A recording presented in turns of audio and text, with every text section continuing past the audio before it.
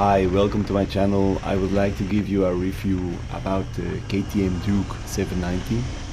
Before I have ridden with the KTM Duke 125, so it's a very large gap between those two bikes. I have ridden so far like 1,000 kilometers on it, and I've been owning this bike like for 4 weeks now. So I don't gonna go really deep into the specs, and you can find all the specs and in the manual online. So I will tell you that this bike has like 105 horsepower. It has 6 gears, and it has a lot of electronics on it. It has also 4 modes of riding, that is sport, rain, street and track. And my advice to you, if you have a bike like this and you're riding on the street, do not put it in track. Track is really dangerous, but go if you like. I have driven this bike like only in street mode and sometimes in rain mode and sometimes like never, but I have tried the sport mode and the throttle response is really snappy on sport mode.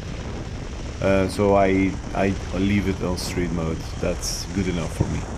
The engine itself is very responsive and it has a really long torque curve. So it's really predictable, but under the 2800 RPM it really cuts abruptly. So my advice would be to leave it, ride it above the 3000 RPM or so. The bike's brakes are really good. You have ABS, front, rear. You have also cornering ABS, which is the changement of pulses and when you are leaning over and you brake really abruptly, those ABS pulses are gonna be slower so you don't crash to the ground. So let's talk about the quick shifter. At KTM they call it quick shifter plus because it's up and down. From 1 to 2 upshifting you have to be like really into the 5000 RPM to 6000 RPM and really accelerating. So it's a close window to be really smooth, but it can be smooth. I have hearing people that say that is not really smooth from 1 to 2, but if you ride it accelerating into the 5 to 6000 it's really smooth. Then all the other gears are really smooth, from 2 to 3, 3 to 4, 4 to 5, and then you have from 5 to 6. That's really a cringy one because it's not, I don't know, there is little feeling in from 5 to 6, but let's be clear, who needs 5 to 6 quick shifting, because you don't need that. You barely gonna quick shift from 5 to 6 without going like 180, 200. So if you're riding it normally, you're not gonna need it. But you can do it, but it's a little bit choppy. The downshifting goes really well. The only thing you have to do is close the throttle, and if you're riding in 6th gear, you can do it like in 8000 RPM. You can downshift, then from 5th to 4th do it in 7000 RPM, then from 4th to 3rd you can do it in 5000, something like that, and then so on. You can also downshift from 2 to 1, from 2nd to 1, and that's, you really need to go slow and be like in the 2000, 3000 RPM. I have an ergo seat on this bike. It really makes a difference. It's really softer and you can sit longer on it.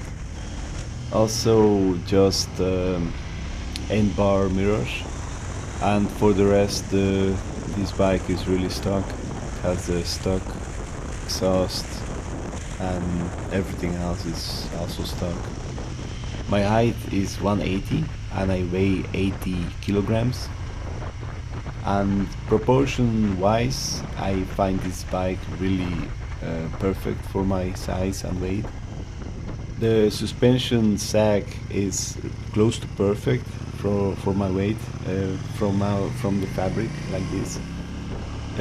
For ergonomics, you can move the steering from the front to back. I think the front is meant to be for track and really speedy moves, because it gives you a better handling and a better ergonomic position for track, and then the back is just for normal riding. So for me, the pros on this bike, besides all the electronics and all the possibilities you have, besides that is that it is really good ergonomics. The handling of the bike is really good. Maintenance is also really good. It's really easy to just keep the bike clean. The cons on this bike would be fueling, because it's yeah, it drinks much, and also the quick shifter from fifth to sixth, because sometimes it doesn't grab that really well and it's like kind of choppy. You don't have a really good feeling with it. So why did I choose for this bike? It is really easy because the deal was really good. I paid like 3,000 euro less than a new bike, and I got this bike with 1,000 kilometers on it. So it just had its first maintenance and it was a really good deal. That's it. And so that's it. The brakes are really well. It really handles proper, and yeah, it's a lovely bike. I would like to mention, I don't ride like this all the time. I just wanted to show what the bike can do, how it looks, how it revs up. Yeah, just like that. So thank you for watching, and I will keep posting whenever I have time to make another video. So thank you, subscribe and like, and leave your thoughts in the comments. So thank you, goodbye.